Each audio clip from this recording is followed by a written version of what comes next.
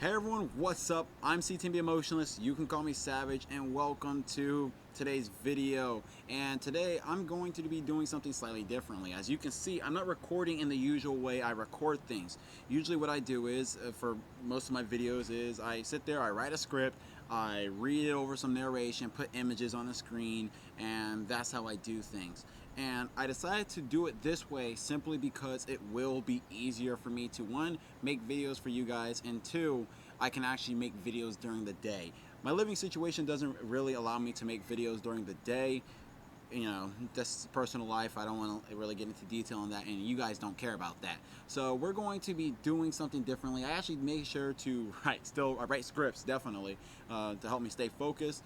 And also, this is a video that I was actually planning to make, soon, but with my living conditions, I'm tired of staying up until 4 in the morning making videos. I'm just gonna read you guys plain and simple what this says straight to you.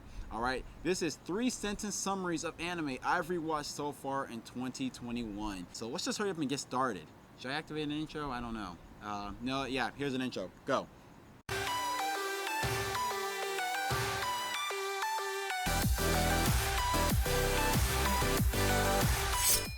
Starting things off, Demon King Damao. Main character is actually not a dumb idiot for a harem protagonist. His future is predetermined, which is to become the Demon King, so everyone is terrified of him. He solves this problem by killing Guy using a dragon that plugs its USB inside a tree. Yeah, seriously, I do recommend this show if you want a main character who's, not a dumb harem protagonist. He's not like, oh, why do all these girls like... He kind of doesn't care about them, which is hilarious. He cares about them, but he doesn't at the same time. So there's something for you to watch. I can recommend this, but it's your standard harem, so stand by for ecchi moments. Don't watch this in front of your parents. Trust me. Achikochi. Slice of life, romance comedy, school life cat town with a group of high school students who proceed to make every game they play overly epic. Sakaki is going to feel pain in every episode. This show is moe as all hell, and I do need Io to stay away from my girlfriend. Have you seen that, chat? I don't need that. Like, that dude is literally a threat to my relationship, and I'm not about it. A Centaurs Life. One of the most thought-provoking anime I've seen. A centaur maiden with a pure heart living la vida loca, also being super moe. This show will have you reevaluate how you were previously viewing your life and will most likely open your mind on other ideals you haven't even considered. I actually do recommend The Centaurs Life as well, just because it's actually a show that I think is underrated. It's a show that's actually pretty dang good. Like, yeah, when you first watch it and, it can come off as, what the hell is this, moe, centaur girl, and then other girl, Yuri kind of vibes, whatever. It does come off as weird, but I promise you it's actually worth it, and I actually do think you should check it out. It's actually really thought-provoking. It actually has a Nazi reference in it, and it's actually really great how they portray it. Nyon Koi, another freaking cat town. Harem protagonist is actually clear and obvious on whose cheeks he wants to clap. Dude was cursed because he accidentally broke a cat shrine statue, so he has to help at minimum 100 cats to break the curse. And thank Kami that he can understand and talk to the cats because of this. This show is once again your standard harem, but at the end of the day, it's not actually overly perverse. There are, perverse moments, of course, in it, but it's not like, it doesn't make me cringe. It doesn't. It's actually, and the show is actually pretty funny. I thought it was actually funny, so you can check it out. I can't really say I recommend it or I don't think it's a bad show. I just, it's just one of those shows where it's your standard harem, so you're gonna get a harem. Akashic Records of the Bastard Magic Instructor. Former military man turned lazy bum of a dude becomes a magic instructor because hot whammy he lives with is tired of a lazy bum being a lazy bum. He sucks at conducting magic, but definitely great at explaining magical theory and throwing magical hands. Women uniforms are impractical. Imagine my shock. This show I only recommend if you just want something to watch in the background. It's not anything where it's groundbreaking. It's not crazy good or anything. It's kind of fun and it's pretty funny every once in a while. It is perverse every once in a while, but it's just, once again, just another anime, really. I can't really recommend it. There's not an audience who I can just be like, yeah, you definitely have to check it out at all. If you just want something in the background or just want to try something else different, I guess it's because you don't know what to watch at the moment, I guess you can check this show out. The Rising of the Shield Hero. Dude gets isekai'd via reading books. We start going to the library because of this. He's summoned along with 3 other dudes and told that they're heroes. He also possesses the legendary weapon shield. Dude gets falsely accused of rape by his only female companion because he wields a shield. Now all the weaves have stopped going to the library, but a few remain because Raccoon Girl is best girl, and I will defend that to the day I die. Yes, I love Ratalia. She's adorable. I gotta see her like a daughter more than anything. Nothing I want to lewd.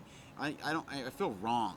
Like, it's weird because she's technically like only like 9 or something, but that's not the reason I feel that way. It's just that I saw her when she's 9 and kind of like growing up. It's one of those things where if you saw let's say you're my age. I'm turning 25. You see a girl who's like 9, and you see her grow up, and she's a beautiful woman. Thing is, you still most likely not want to go and try to clap her cheeks, man. I understand you like spitting game, but you're not gonna go that far because you kind of know her personally. Now you're gonna probably get one of her friends you don't know, but you're not going after her personally because you know her and you see her as like someone you want to protect more than anything. Unhappy. Unlucky moe girls being unlucky moe girls. One girl constantly rolls a nat negative 20. One is more fragile than carbon atoms. One needs to invest in Google Maps. One is a walking angel, and one is in love with a construction site sign. I need a hentai of their sensei made ASAP, and not just an image because I found all the images. Trust me, I definitely looked up the images of the sensei because she can get it anytime. But I need a full-on vanilla hentai with it. And I said vanilla. Yeah, I know I'm a basic bitch, but guess what?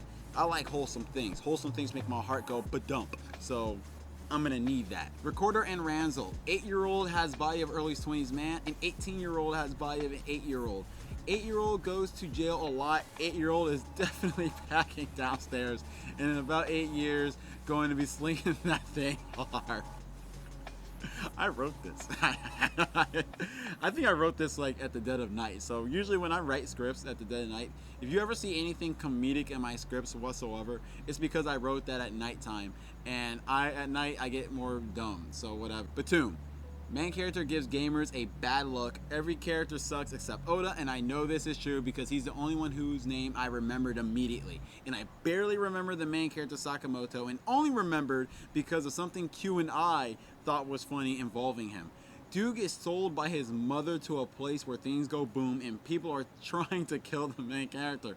But main character tries to be a Batman, minus the skill, brains, good looks, or any sympathy towards him. I hate Batum. I really do. It's one of the worst shows I took the time to watch. Actually, one of them, but not the absolute worst show.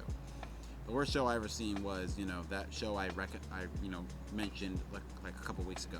I forgot the name of it already because I'm trying to scrub it out my mind. Something with like Nobunaga Sensei or something. I'm just ignore it. Interview with monster girls. Teacher wants to meet demis to interview them, but they are super rare to encounter, and it looks like he rolled a nat 30 on a 20-sided dice because he meets 4 of them within his school on the first day of it starting. This teacher is ripped because he's insecure, and I'm glad he's insecure because look at those triceps. Dude, he solves a lot of the demi's problems and concerns and brings some cool theories on the mythology of said mythical creatures that are no longer really so mythical. My interview with Monster Girls is definitely moe and definitely kind of cool. I recommend it if you're into slice of life. That's really it though. Gekkan Shoujo Nozaki-kun. Alright, yeah, here we go. Best girl Sakura, not the trash ninja, but the best technical, sarcastic lolly, tries to get tall manga artists to notice her feelings, but dude is too busy making that bag, drawing and writing shoujo manga. Nozaki turns everything he witnesses as a reference for his manga, and makes me realize a vast majority of shoujo manga are repetitive and generic AF. Fireworks suck, dude. Yeah, I feel bad for my girl. Fireworks really cucked her, and sometimes you gotta take the L. Persona 4. City Boy Chad goes to the boonies to assert his dominance against shadows in the TV world and to solve some murder mystery. Yosuke Bosuke gets shit on every episode, and Teddy doesn't care about anyone except Nanako and you. This series has the best anime openings ever, and the dude who is causing all of this is the one who you don't expect at all.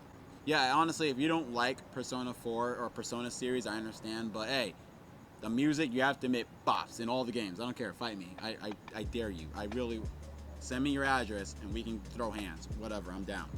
Overlord. Bone Daddy Ainz dominates new world he's in because it's cool following a villain who seemingly appears out of nowhere. Don't get attached to any character that is not in the main clique. It's pointless. The anime adaptation is cute in comparison to the light novel, so people calling this show trying too hard to be edgy should be laughed at. No, seriously, if you even glanced over the light novel, you will look at the anime and think, this is kiddie. This is like childish. I don't know. Like you will laugh at people who think this show is dark and trying so hard to be cool and edgy. Ooh, blood. Like, trust me, it's nothing. And last but not least for this video, Koi in the House. Still the greatest anime of all time. Animation is better than most modern day animation for such an older show. And Koi Baxter's is Quincy's husbando. This is true. I hope you guys enjoy the video. Please be sure to like, comment, subscribe, all that jazz, cookies and milk, and let me know what you think of the new style that I'm going with. I hope you guys actually enjoy this. It allows me to be more interactive with you, and I can actually make videos at a much faster rate.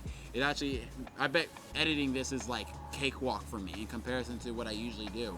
And I mean, it's a lot easier for me to avoid copyright issues that I have when it comes to making videos based off of anime.